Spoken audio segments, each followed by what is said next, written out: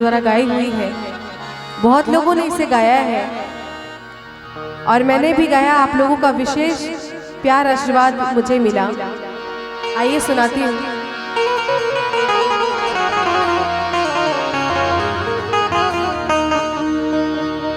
अरे ऐसन मनोहर मंगल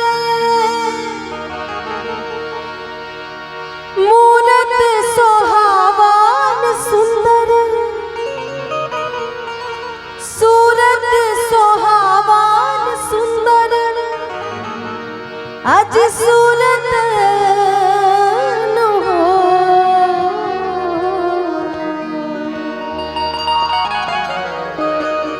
ऐसन मनोहर मंगल मूरत सोहावन सुंदर, सूरत सोहावन सुंदर, आज सूरत न हो।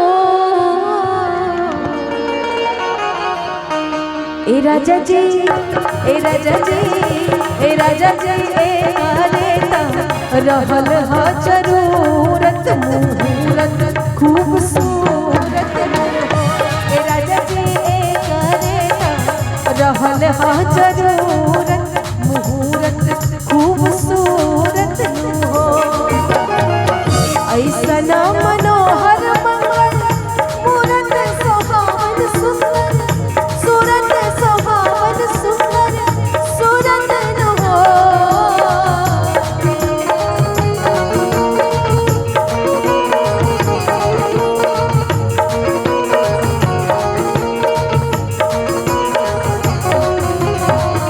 ऐसन मनोहर मंगल मूरत सोहावन सुंदर, सूरत सोहावन सुंदर, सूरत न हो। ए राजा जी, ए राजा जी, ए राजा जी, करेता रहल ह जरूरत मुहूर्त खूबसूरत हो।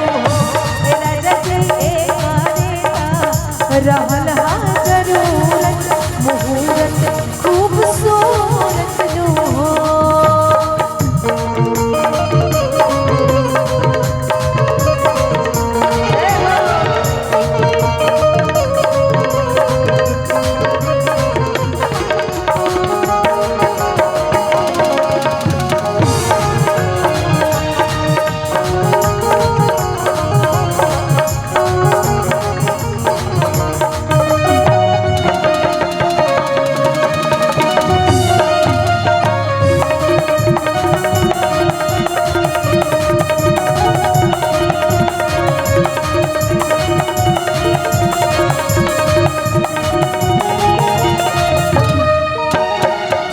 हमरा जनाता बबुआ जीएम होई है नाना, डीएम होई है नाना, डीएम होई है हो।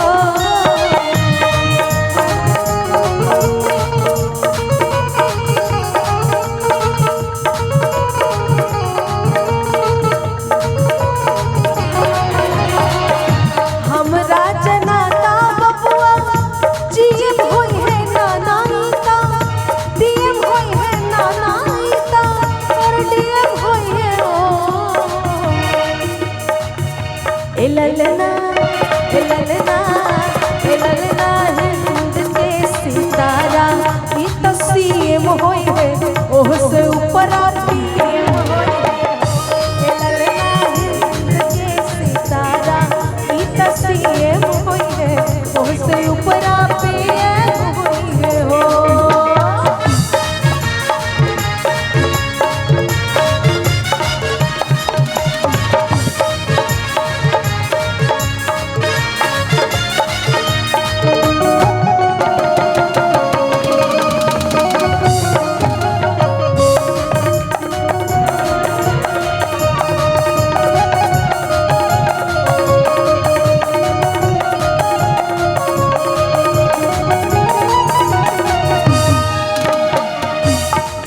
और सब लोग अपनी अपनी राय दे रहे थे। कोई कहा डीएम होगा, कोई कहा सीएम होगा, किसी ने कहा कि सीधे पीएम होगा।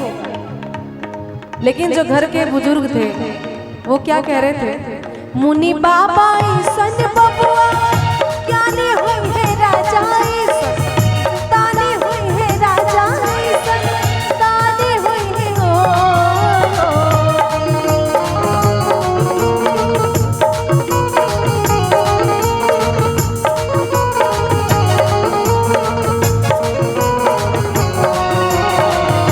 मुनि बाबा ऐसन बबुआ ज्ञानी हुई है राजा ऐसन, दानी हुई है राजा ऐसन, दानी हुई है हो। ए ललना ए ललना ए ललना अखिल भूमंडल राजधानी हुई है, प्रेयस खानदानी हुई है। ए ललना अखिल भूमंडल राजधानी हुई है, प्रेयस खानदानी हुई है हो।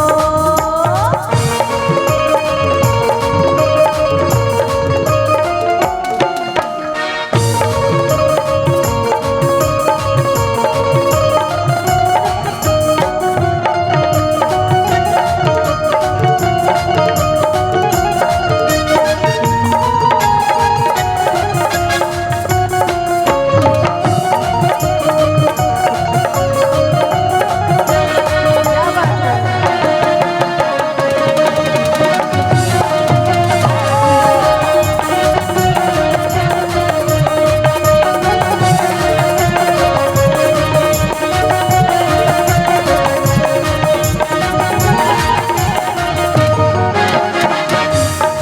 जब तक ये सब बातें चल रही थी तब तक एक और आ गए, घर के चाचा जी आ गए। वो क्या कह रहे हैं? बबुआ हमार महाराजा हुई है राजा जी, राजा हुई है राजा जी, राजा हुई है हो।